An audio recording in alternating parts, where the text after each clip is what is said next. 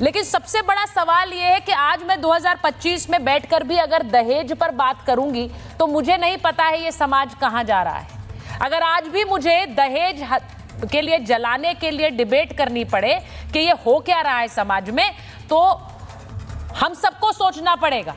2025 मैं बार बार इसलिए कह रही हूं क्योंकि जब ये खबर आई हम हैरान रह गए थे, और आज उस गांव में डिबेट हो रही है जिस गांव में लड़की को जला दिया गया। वहां डिबेट ये हो रही है कि लड़की तो रील बनाती थी, लड़की तो वीडियोस बनाती थी। अगर वो रील बनाती थी तो क्या जला दोगे? तो क्या मार दोगे? रील बनाए, वो वीडियो बनाए, वो उसकी अपनी जिंदगी है। आपको नहीं रहना था साथ तो आप अलग हो जाते। आप जिंदा जलाने का अधिकार आपको किसने दे दिया?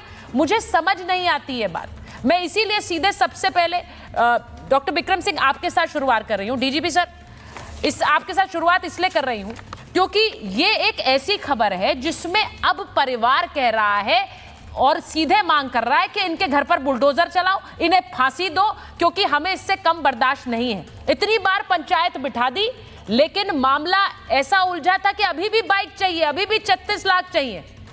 भूख खत्म ही नहीं हो रही थी।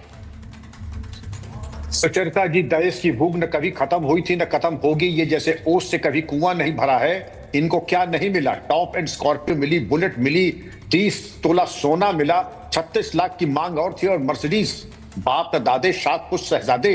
और आपने सही कहा, ऐसा पाशविक कृत्य तो आदमी पशुओं के साथ नहीं कर सकता। ये मेरी गारंटी है। कोई हाथ उठा करके देखे, पशु के साथ नहीं कर सकता है। जीती जागती एक गुड़िया के साथ इन्होंने किया।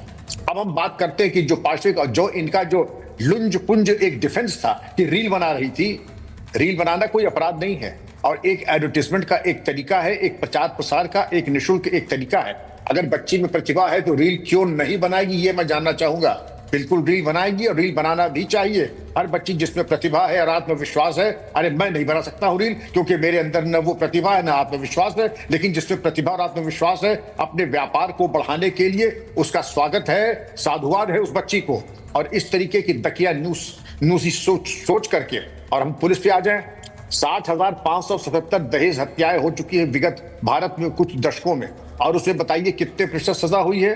2%। अगर 2% ही हम सजा दिला पाएंगे तो ये मान के चलिए कि अभी और दहेज हत्याओं को हमने दावतनामा दे दिया है। क्योंकि जब तक कि 99.9% अगर दहेज हत्या में सजा नहीं होगी तो हमारे इतने ज्यादा कानून व्यापक और फॉरेंसिक्स और फास्ट ट्रैक कोर्ट का लाभ क्या मिला इस बच्ची के केस में? भला हो नोएडा पुलिस का, यहाँ की पुलिस कमिश्नर लक्ष्मी सिंह का, कि कम से कम नोएडा पुलिस ने एक भारत में नजीर स्थापित की कि दहेज के लोभी भेड़िए को गोली मारी। लेकिन मैं उम्मीद करता हूं नोएडा पुलिस अपने दुरुस्त शिस्त के और एमिंग को जरा और अच्छा करे। ये घुटने से नीचे एम करने का कोई प्राविधान पुलिस में नहीं है। वाइटल पार्ट्स के ऊपर गोली लगनी चाहिए, और ऐसे दरिंदों के ऊपर तो खास तौर पे वो उदारता दिखाने की जहमत न फरमाए। सीधे देख निशाना लेकर के दुरुस्त शिस्त के कायदे जो कि बैटल फील्ड क्राफ्ट की तौर तरीके हैं उसके अनुसार गोली चलानी चाहिए थी। लेकिन अब जो दहेज का कानून आया है, मैं उम्मीद करता हूं कि जो गिरफ्तार हो गए हैं, वो जो भागे हुए हैं, वो उनको सबको दस्तयाब करके फास्ट ट्रैक कोर्ट में 28 वर्किंग डे में इनको चार्जशीट करके और इनको सजाए मौत या आजीवन कारावास। आजीवन कारावास वो नहीं कि 14 साल। सलाह के पीछे अंतिम संस्कार होना चाहिए इनका, शहजादे का और इनकी माता जी का और इनके पिताश्री का। अब तो बात बनेगी, वरना हम प्रायश्चित कर नहीं पाएंगे और बच्ची के परिवार के आंसू हम पोंछ नहीं पाएंगे। ये कोई सामान्य पाप नहीं है, ये कोई सामान्य घटना नहीं है। एनसीआर की घटना है और हम अपना बचाव दे रहे हैं कि लड़ाइयां तो होती रहती हैं, झगड़े तो होते ही रहते हैं, और अपने बचाव।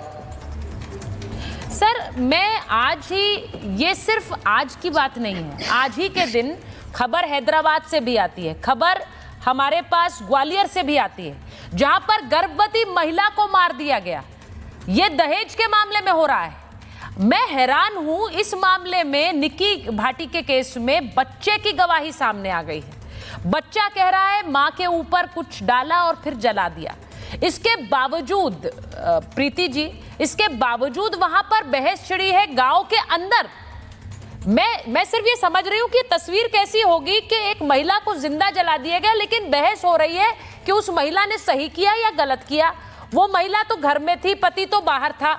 ये चर्चा हो रही है। मैं एफआईआर के आधार पर जा रही हूं, क्योंकि एफआईआर में जो बात कही गई है और जिस तरह के तस्वीरें हमने देखी हैं, बाल पकड़ के घसीटते हुए जिस तरह पीट रहा है ये विपिन अपनी पत्नी को, मैं निशब्द हूं।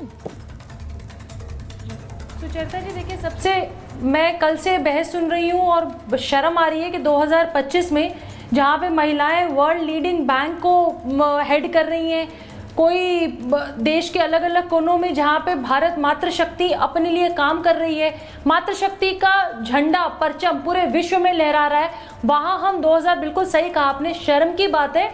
उस परिवार के लिए नहीं जिस परिवार ने ये हत्या की, इस समाज के लिए भी जिस समाज में बैठ के हम इस पर चर्चा कर रहे हैं। 2025 में अगर हम दहेज जैसी प्रथा, एक कुप्रथा के बारे में बात कर रहे हैं, जहाँ पे खूबसूरत प्यारी सी बिटिया को उसको जिंदा जला दिया जाता है, लेकिन मैं बार बार ये बात कह रही हूँ और कल से आपके चैनल पे कह रही हूँ, मुझे जो सबसे ज्यादा गुस्सा और क्रोध है उसके पति के खिलाफ तो है ही, लेकिन मुझे उस सास के खिलाफ है, उस महिला के खिलाफ भी है, जो उस आपके टीवी स्क्रीन पे साफ साफ दिख रही है कि जिस तरीके से वो अपने बेटे के साथ बहू को पीट रही है। और अगर आपने इनके बेटे की जो इंटरव्यूज आप लोग चला रहे हैं उसमें साफ साफ कहा जा रहा है कि सास खड़ी होके दोनों बेटों से, दोनों बहुओं को पहले भी पिटाई पिटवाती आई हैं। और बेटी निक्की के पिता का एक बयान है जिसमें उन्होंने कहा कि निक्की के हस्बैंड का अवैध संबंध था, जिसमें निक्की ने उसको पहले पकड़ा भी है और परिवार के साथ, सबूत के साथ लड़के वालों के यहाँ लड़की वाले लेके आए कि भैया तुम्हारा बेटा ये करता है।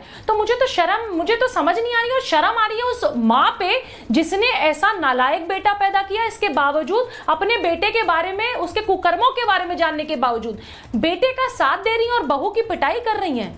तो वो माँ कैसी है, वो सास कैसी है जिसने खुद एक बेटी को जन्म दिया होगा, बच्चों को जन्म दिया होगा, और आज किसी और की बेटी की पिटाई कर रही है और उसको जिंदा जलवा रही है। तो दोषी सिर्फ समाज है, पति है, बहुत मुश्किल है। मैं देखिए, मैं सवाल सीधे पूछ रही हूँ। बहुत से लोगों ने जब ये खबर आई, प्रीति जी, हाँ बोलिए। तो बेटे की माँ खड़ी होकर क्यों नहीं कहती कि दहेज 1 रुपया नहीं लेना है, मैं अपने बेटे की शादी में 1 रुपया दहेज नहीं लूंगी। मैं पूरी तरह सहमत हूँ आपसे प्रीति जी। कहती प्रीति जी, मैं आपसे पूरी तरह सहमत हूँ, और ये इसीलिए ये जब तक होता रहेगा जब तक घर से आवाजें नहीं उठेंगी, और खासकर महिलाओं की आवाजें नहीं उठेंगी। आज जब ये बात बोल रहे हैं, जब ये खबर आई उस समय मुझे याद है, जब ये खबर आई उस समय मैं स्टूडियो में थी और बहुत से लोग इस बात पर चर्चा भी कर रहे थे कि आज के समय में भी जिंदा जलाया जा रहा है। महिलाएं, ये इस बात पर जो चर्चाएं हो रही हैं, अंबर जैदी जी, मानवी जी, वो ये हो रही हैं कि ये जलाया गया, पिटाई तो कितनी होती है, वो तो दर्ज भी नहीं होती है। महिलाओं को तो पीट देते हैं दहेज के लिए, यहां पर जिंदा जला दी गई तो मामला सामने आ गया।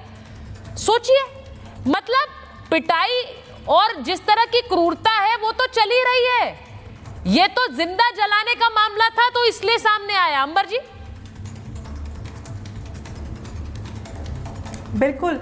मैं यहाँ पे सुचरिता ये बात कहना चाहती हूँ कि इस तरह के जो मामले हैं, देखिए बहुत दिनों से एक बहस छिड़ी हुई है कि महिलाएं, बच्चियों की शादी 14 वर्ष में कर देनी चाहिए, 25 में ना करना चाहिए, महिलाएं मेकअप करती हैं, महिलाएं छोटा कपड़ा पहनती हैं, महिलाएं सोशल मीडिया पे ये कर रही हैं। अब हमारे धर्मगुरु इस तरह के बयान दे रहे जिससे हम जो इतने सालों की मेहनत रही है, बहुत सारे अनगिनत सामाजिक कार्यकर्ता और बहुत सारे लीडर्स की, जिन्होंने महिलाओं को यहाँ तक पहुँचाया कि आज हमारी जो प्रेसिडेंट है वो महिला है। और हमारे देश में अगर मातृशक्ति की पूजा होती है, और 80 के दशक में इस तरह की फिल्में बनती थी, ये आग कब बुझेगी, जहां पर महिलाओं को दहेज के नाम पर जला दिया जाता है। आज 2025 में जब फाइटर जेट उड़ा रही है, उस दौर में हम इस तरह के बयान देते हैं कि महिलाएं 25 उम्र में 4 जगह मुंह मार के आती है। तो मुझे लगता है कि जो मानसिकता इस क्लास की होती है, जो महिलाओं का ऑब्जेक्टिफिकेशन करते हैं, महिलाओं को एक दायरे में रखना चाहते हैं कि पुरुष अपनी महिला को पीट सकता है, दिन में 10 बार उससे दहेज की मांग कर सकता है, और खुद बाहर जाकर किसी और महिला के साथ चक्कर चलाएगा और पकड़ा भी जाएगा और उसको पीटा भी जाएगा, लेकिन उसके बाद भी समाज उस महिला को ही दोषी ठहराएगा कि वो रील बनाती थी। ये हमारे समाज की तस्वीर को रिफ्लेक्ट करता है।